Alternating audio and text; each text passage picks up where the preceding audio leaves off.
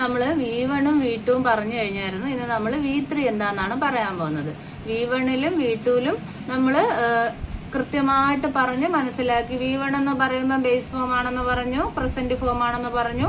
V2 എന്ന് പറയുമ്പം പിന്നെ എന്താണ്, പാസ്റ്റ് ഫോം ആണെന്ന് നമ്മൾ പഠിച്ചു. ഇനി V3 എന്താണെന്നാണ് നോക്കുന്നത്. ഇത് പെർഫെക്റ്റ് ടെൻസിലാണ് ഉപയോഗിക്കുന്നത്. പെർഫെക്റ്റ്, പാസ്റ്റ് പെർഫെക്റ്റും പ്രസന്റ് പെർഫെക്റ്റ് ഒക്കെ നമ്മൾ പഠിച്ചില്ലേ, അതിലാണ് ഉപയോഗിക്കുന്നത്.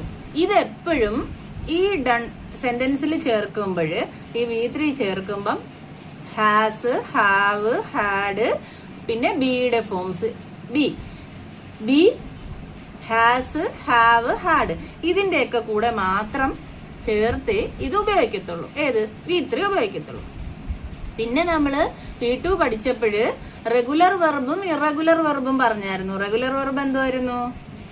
സാധാരണഗതിയിൽ ED ചേർത്ത് V2 ഉണ്ടാക്കുന്ന ക്രിയകളെ റെഗുലർ വെർബ് എന്ന് പറയും. ഇറഗുലർ വെർബ് എന്ന് പറഞ്ഞാൽ അങ്ങനെ അല്ലാതെ സ്പെല്ലിങ്ങിൽ വ്യത്യാസം വന്നുകൊണ്ട് V2 ഉണ്ടാകുന്നതാന്ന് പറഞ്ഞു. അതുപോലെ ഇതിലും എന്തുണ്ട്? V3യിലും റെഗുലർ വെർബിന്റെ അതുപോലെ തന്നെ ED ചേർത്തിട്ടാണ് V3 ഉണ്ടാക്കുന്നത്. ബേസ് ഫോമിന്റെ കൂടെ ED ചേർത്തിട്ടാണ് റെഗുലർ വെർബിന് V3 ആക്കുന്നത്. അതേസമയം ഇറഗുലർ വെർബിന് മറ്റേ പറഞ്ഞതുപോലെ തന്നെ സ്പെല്ലിങ്ങിൽ വ്യത്യാസം വന്നിട്ടാണ് എഴുതുന്നത്. അത് നമ്മൾ കാണാതെ പഠിച്ചു വെച്ചേ പറ്റത്തുള്ളൂ. പിന്നെ ഈ V3 ഉപയോഗിക്കുന്നത് പെർഫെക്റ്റിൽ ഉപയോഗിക്കുമെന്ന് പറഞ്ഞു. കൂടെ ഹാസ്, ഹാവ്, ഹാഡ്, ബി, ഇത് ഇത്രയും ഹെൽപ്പിംഗ് വെർബുകളായ ഹാസ്, ഹാവ്, ഹാഡ്, ബി ഇത്രയും ചേർത്തിട്ടാണ് ഇത് ഉപയോഗിക്കുന്നതെന്നും പറഞ്ഞു. പിന്നെ എന്തുണ്ട്? ഇത് നമ്മൾ പാസീവ് വോയിസിൽ ഉപയോഗിക്കും. അത് നമുക്ക് പാസീവ് വോയിസ് പഠിക്കുമ്പം പഠിക്കാം. ഇപ്പൊ ഇത് മാത്രം ആലോചിക്കാം. അപ്പൊ നമുക്ക് കുറച്ച് ഉദാഹരണം പറയാം. ഡു V1, ഡിഡ് V2 എന്ന് പറഞ്ഞു. അപ്പൊ അതിന്റെ V3 ഡൺ. മനസ്സിലായോ? ഇനി നമുക്ക് റെഗുലർ വെർബിന്റെ കുറച്ച് പറയാൻ നോക്കാം. ആക്ട്. ആക്ട് എന്ന് പറഞ്ഞ വേർഡ് വരുമ്പം അതിന്റെ V1 ആക്ട്, ആക്റ്റഡ്, ആക്റ്റഡ്, മൂന്നും ED ചേർത്ത്, രണ്ടെണ്ണം V2ന് ED ചേർത്തു, V3ക്കും ED തന്നെയാണ് ചേർത്തത്. ഇപ്പം വേറെന്തോ പറയാം? Complete, completed, completed, end, ended, ended, അങ്ങനെ തന്നെ പറയും. അതുപോലെ last, lasted, lasted, like, liked, liked, ഇതിലൊക്കെ ED ചേർത്ത് തന്നെയാണ് ഉപയോഗിക്കുന്നത്. ഇനി നമുക്ക് കുറച്ച് ഇറഗുലർ വെർബിന്റെ V3 നോക്കാം. അത് പറയുമ്പോഴത്തേന് ഇപ്പം റൈറ്റ്, ഉദാഹരണം WRITE, റൈറ്റ്, അതിന്റെ V2 റോട്ടാണെന്ന് നമ്മൾ പഠിച്ചു. V3 വരുമ്പം റിട്ടൺ, WRITTEN എന്നാണ് പറയുന്നത്, റിട്ടൺ. അതുപോലെ കം വരുമ്പം കം, കെയും കം, കം, കെയും കം.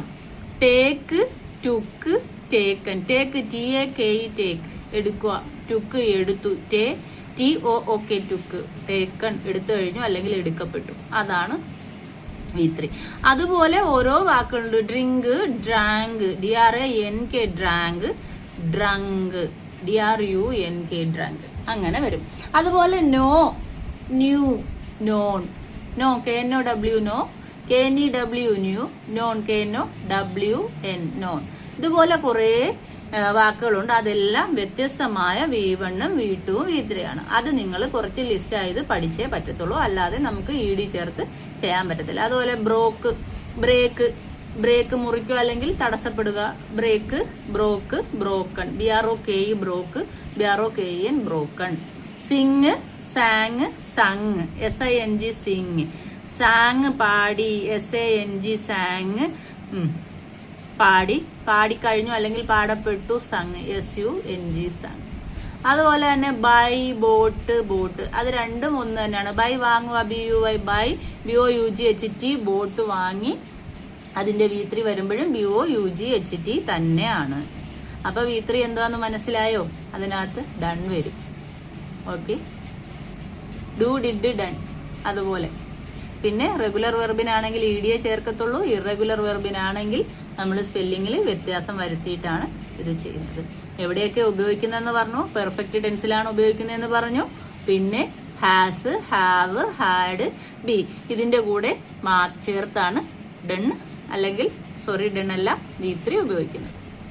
പാസീവ് വോയിസിൽ ഉപയോഗിക്കും. പാസീവ് വോയിസ് എന്തുവാണെന്ന് നമുക്ക് പിന്നെ പഠിക്കാം. ഒരു നമ്മൾ ഉദാഹരണം വെച്ച് പറയുമ്പോൾ she had written A novel, അവൾ ഒരു നോവൽ എഴുതി കഴിഞ്ഞു. എന്നാലും നമ്മൾ ഹാർഡ് വെച്ച് പെർഫെക്റ്റ്ലി പഠിച്ചില്ലേ, അതുപോലെ എക്സാമ്പിൾ പറയുക. ഓക്കെ.